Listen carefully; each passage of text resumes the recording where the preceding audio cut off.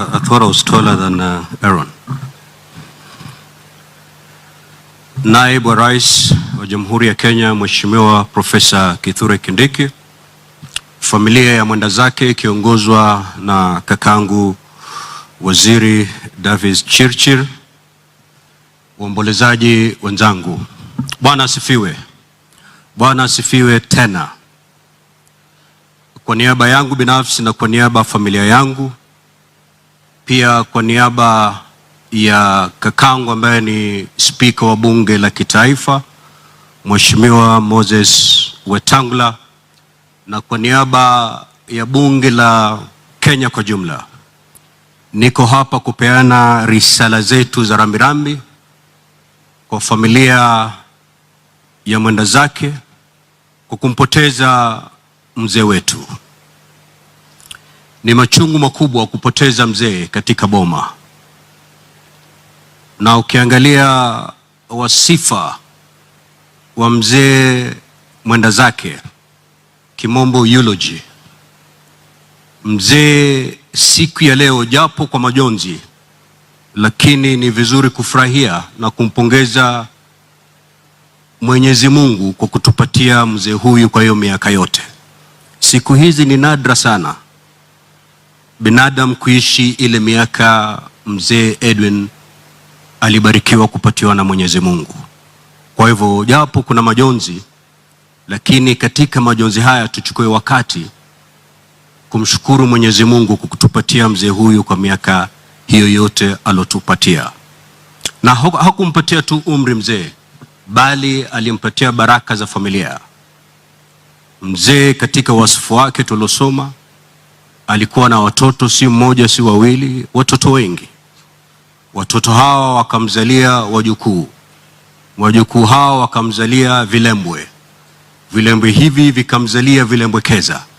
Kwa hivyo ni mzee ambaye alipata baraka nyingi kutoka kwa Mwenyezi Mungu, na hivi leo japo kwa machozi ni vizuri tumwangalie ama tumregee Mwenyezi Mungu kwa shukrani kubwa kumpatia mzee huyo. Tuko hapa kwa fariji, lakini faraji kubwa ambayo tunapatiwa inatoka kwa mzee mwenyewe, kujua kwamba mzee huyu japo ametuacha, lakini yuko katika mkono wa kiume wa Yesu Kristo. Kama tulivyoambiwa katika wasifu wake, mzee aliishi maisha yake akiwa mwokovu, akikiri kwamba Yesu Kristo ni mwokozi wa maisha yake. Kwa hivyo bila shaka tunajua wazi kwamba katika safari hii mzee huyu roho yake imewekwa pahala ambapo roho za wema zinahifadhiwa kule mbinguni. Na katika Biblia watu kama hawa tunaambiwa kwamba tusiwe na hofu.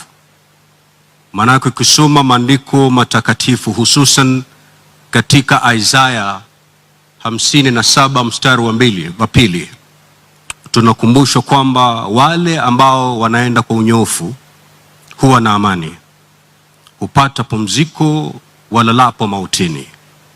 Those who walk uprightly enter into peace. They find rest as they lie in death. Bila shaka mzee kwa sababu ya yale maisha ya wokovu alioishi atapata pumziko kadri anavolala mautini.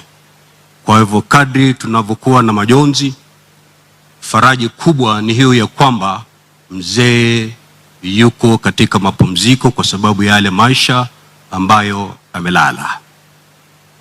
Mzee huyu alikuwa shina kubwa kwa familia hii, na kama vile Waswahili husema ni kwamba mti mkubwa ukianguka wana wa ndege huyumba.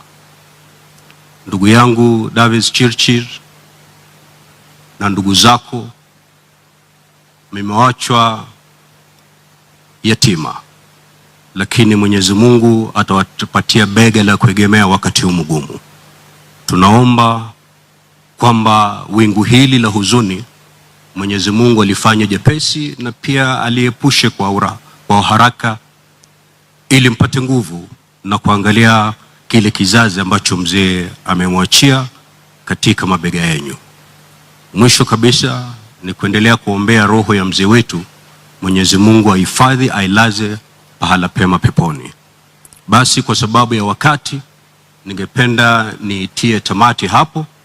Nichukue fursa hii kwa heshima kubwa kumwalika naibu wa rais ili pia naye aje apeane risala zake za rambirambi kwa familia ya mwenda zake. Karibu naibu wa rais, uje upeane rambirambi zako.